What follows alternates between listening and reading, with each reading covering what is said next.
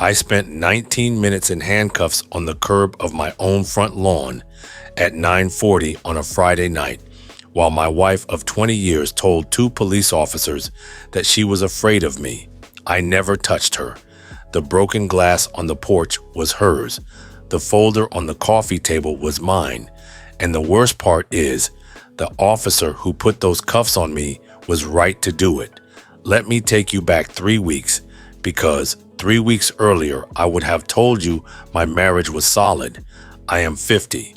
My wife is 48. Our daughter came first, and the wedding came 2 years later, which tells you how young and broke and sure of each other we were. 20 years married this past spring. Our daughter is 22 now, out of state, last year of school, calls on Sundays. The house got quiet when she left.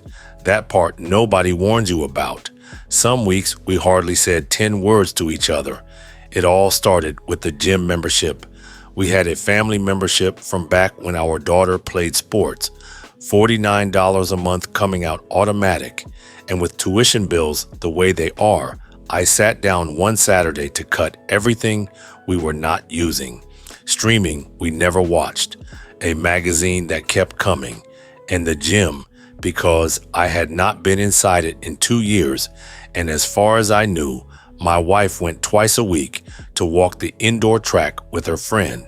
So I drove up there to cancel, because they make you do it in person, and the kid at the front desk pulled up the account and said, "Do you want to cancel the guest add-on too?" I said, "What guest add-on?" He turned the screen around. There was a guest privilege on our account, $9 a month, added the summer before. The same guest checked in with my wife's card over and over. He could not show me a name, just the check-ins. Wednesday, 12:15, Friday, 12:10, Wednesday, 12:20. Going back months, I told him to leave everything the way it was, and I paid for another month of a gym I do not use, and I sat in my truck in that parking lot for a long time. Here is the thing I want to be honest about. My first thought was not an affair. My first thought was that she added her friend from the old job, the one she walks with, and never mentioned it, because why would you mention $9? That explanation held through the weekend. It held right up until Wednesday at noon, when her location said the gym. I called the front desk and asked if my wife was in the building. It was the same kid from Saturday, and he knew my voice and my account by then, and he said, "She checked in about 10 minutes ago with her guest, and they just left. Checked in and left. You do not work out in 10 minutes. She was checking in to leave a paper trail, and then she was leaving. I did not follow her. I want that on the record, and not because I am a saint." I sat at work with my hands shaking, and I understood that if I followed her and saw whatever there was to see, I would do something with my hands that I could not take back. Some men can follow their own wife and stay calm. I am not one of them, and I knew it. So I found the kind of man who does it for a living. I picked a one-man shop out of the reviews, a retired canine handler, no small talk, charged by the day, and he did not once tell me it would be okay. It took him 1 week, because there was nothing clever to uncover. Wednesday and Friday she parked at the gym, went in the front, came out the side, and got into a gray sedan that drove 9 minutes to an apartment complex and came back at 1:40. The photographs came to my phone in a shared album, time-stamped, taken from public parking lots. Her phone stayed in her car both days, so her dot never left the gym lot. Her getting into the sedan, the two of them in the doorway of a ground floor unit. The man was somebody she used to work with. He moved to a different company a year ago and apparently kept in touch. The last photo in the album was the two of them saying goodbye at his door. I looked at it in my driveway with the engine still running. Then I went inside and ate dinner across from her and said the green beans were good. I know. You are yelling at your screen right now. Every man watching this knows what I should have done. Stay quiet. See a lawyer first. Let the folder do the talking in a room with a court reporter in it. I had even printed everything and put it in a folder. I had a plan. I did not follow the plan. Friday night, she came home from her fake gym trip with her hair still damp, and she kissed me on the cheek on her way to the closet. And something about the smell of that shampoo, the shampoo she rinsed in at that man's place in the middle of my living room, in the house I was still paying for, sent the plan straight out the window.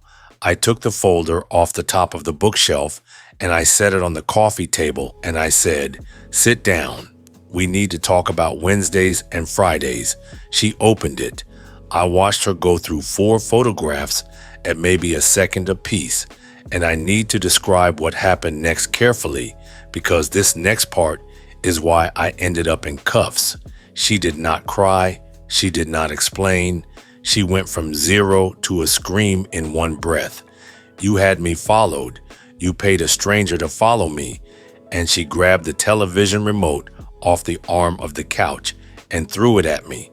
It went past my ear and put a dent in the wall behind me. Then she swept the folder and the photographs off the coffee table.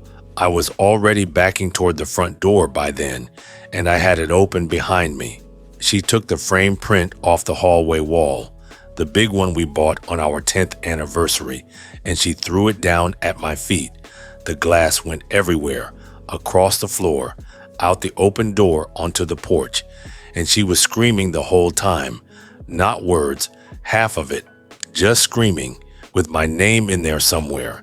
Here is exactly what I did, because it matters. I backed up, I put my hands in the air, palms out, and I backed out my own front door and stood in the driveway next to my truck. And she followed me as far as the porch and stood in the doorway with the broken glass shining around her feet and screamed at me under the porch light where the whole street could hear it, that I was pathetic, that I was spying on her, that this was what I got. Our neighbor 2 doors down heard the commotion, and I do not blame him for 1 second. Screaming woman, breaking glass, man standing in the driveway in the dark. He called the police, and he was standing out on his own lawn by the time the first car rolled up. It is exactly what I would want him to do if it were my daughter's house. The first car came quiet, no siren, just the lights washing across the garage doors. 2 officers. The younger one walked toward me, and the older one angled toward the porch, and they split us without a word passing between them because they had done this 1,000 times. My wife got to talk first. She was crying by then, real tears, arms wrapped around herself, and I stood by my truck and listened to my own wife make me out to be a dangerous man. He has been screaming at me. He had someone stalking me. I am scared of him. Those exact words. I am scared of him. The younger officer asked me to turn around and put my hands behind my back. He said, "You are not under arrest. You are being detained while we figure out what happened here." And he cuffed me and walked me to the curb of my own front lawn and sat me down on the concrete. Sitting cuffed on your own curb, porch light on, neighbors' blinds moving, while your wife cries to the police inside the house your checks pay for. It is a kind of anger I had never felt in my life. A second car rolled up while I sat there. No lights, just in case. The radio on the young officer's shoulder kept going off about other calls, and my hands went numb behind me. The one clear thought I could hold was, please let nobody call my daughter before I can. That anger is exactly the kind that puts men in jail, and the only thing that saved me is that with your hands locked behind you, there is nothing you can do with it but sit there and breathe. So I sat there and I breathed, and when the officer came back, I did not perform for him. I told him the whole thing in a flat voice, the gym, the guest add-on, the investigator, and I said, the reason for all of it is in a folder on the coffee table, if it is still in one piece. Officer, I never touched her. I never touched anything but that folder. He went inside.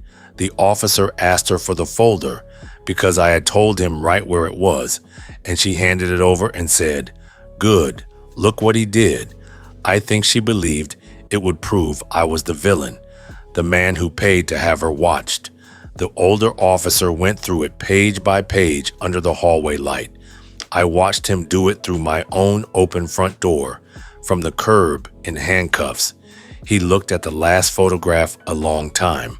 The folder did not save me. Cops do not care why you had the argument. What saved me was that there was not a mark on her and not a mark on me, and that our stories matched on the only question that matters, which is who touched who. She told them the truth about that. She said it herself. He never put a hand on me, and the neighbor told them what he heard, which was a woman screaming and glass breaking, and one male voice, low, saying the same thing over and over. That voice was me, in the driveway, saying, "Please stop, please stop, please stop." They took the cuffs off after 19 minutes. The younger one unlocked them and said, "No injuries, nobody pursuing anything, so no one is going to jail tonight." And then the older officer stood in front of me on my own lawn. He said, "Do you have somewhere you can go tonight?" And I heard myself say, "I am not leaving my house. I did not do anything. She can leave." He nodded like he had heard that answer 10,000 times. He did not argue the law with me. He just looked back at the house and then at me, and he said, "I understand, but understand me. If we have to come back here tonight, somebody is going to jail. I cannot tell you who. Do not make me find out." Then he got quieter, just between us, and said, "You seem like a man with a brother or a buddy with a couch. Being right will not matter at 2 in the morning." They pulled out. The street went dark again, and I stood in my driveway and looked at my house, glass shining on the porch, her shadow moving behind the curtains, and I stood there doing the math, stay and be right, and roll the dice on the next call being the one where somebody rides downtown, or go and let her have the house for a night and swallow it. I went back inside and packed a bag while she watched me from the bedroom doorway without one word. And because I could not let her have the last word, I told her this was my choice. I was not sleeping under a roof with someone who could throw 20 years at my feet and then tell the police she was the one who was scared. That was a lie, and I will own it here even though I did not own it then. I did not leave because I am noble. I left because a man with more stripes than me told me plainly how the next call ends, and he was right. To save face, I drove to my brother's, and he opened the door a little before midnight, took one look at me, and did not say a word for the first 10 minutes. I called my daughter that Sunday, before the story could reach her from anybody else. I told her the truth in 4 flat sentences: the affair, the folder, the police, and where I was sleeping. She went quiet for a second, and then she said, "Dad, are you okay? Not what happened, not whose fault. Are you okay?" First person all weekend to lead with that. I slept on his pullout for 6 weeks. I filed on Monday morning, first appointment, with the folder my wife had personally handed to the police, which her own lawyer got to enjoy reading later. I went back to the house one time before it sold, for my tools, with my brother standing in the driveway as a witness, and the dent from the remote was still in the wall by the door. I left it there for the buyers to wonder about. The divorce itself will not take long to tell, because after a night like that, there was nothing left to fight about. She admitted everything in mediation, once the folder was on the table, and the police report was stapled behind it. That report mattered more than I understood at the time. Her side came in talking about how frightened she had been that night, and her lawyer got to read, in an officer's flat typed out language, no injuries, no physical contact by either party, glass and thrown items attributed by both parties to the wife. Her attorney read that page without a word, and then he slid it sideways in front of her and put one finger on the line about the thrown items, and she looked at the wall. That was the last time anyone on her side used the word afraid. 20 years splits down the middle in this state when nobody has a stomach for a trial. We sold the house in 6 days. We split what there was to split, and we each kept our own retirement. She earns a good living herself, and that made the support question simple. No money moves between us in either direction. She lives near her sister now. The man from the gym did not survive the paperwork phase of any of this, which I am told is common and which surprised me not at all. And I canceled that membership the week the divorce went final. Same kid at the front desk. He pulled up the account and asked if I wanted to keep the guest add-on active, and I told him no, the guest is no longer with the account. He did not get it. I paid my last $49, and that one was worth every penny. My daughter took it the way grown kids do, which is to say on the phone, quietly. Then she came home for a weekend and sat on my brother's pullout with me, and we watched old westerns and did not talk about it, and that was the best medicine there was. She still talks to her mother. I hear things I do not ask to hear. That is fine. That is her mother. The last thing I will say about that night is this. Somewhere in a filing cabinet in this county, there is a report with my name in it, and the words detained and released, 19 minutes. I think about how close I came to it reading differently. If I had followed her myself that Wednesday, if I had grabbed her wrist when the remote came at my head, if I had stayed in that house 1 hour longer out of pride, any one of those, and that report says arrested instead of released, and the rest of my life goes with it. In my opinion, like I have said many times, when your partner betrays you, there is no going back. Why? If you forgive them, there is a high probability they will cheat again. Don't resort to violence. It does not solve problems. It only makes matters worse. Stop thinking with your emotions.